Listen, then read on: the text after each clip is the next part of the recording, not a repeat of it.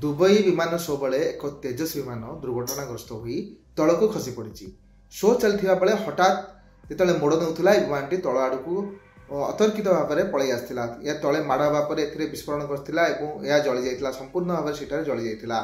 तेजस विमान pilot exit कर पारे तेणु मृत्यु होता सूचना मिली।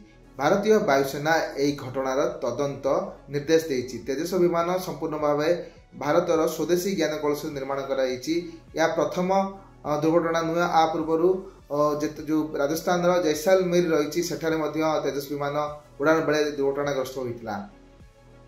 2024 मसीह तेजस विमान प्रथम दुर्घटना होता। यह द्वितीय दुर्घटना।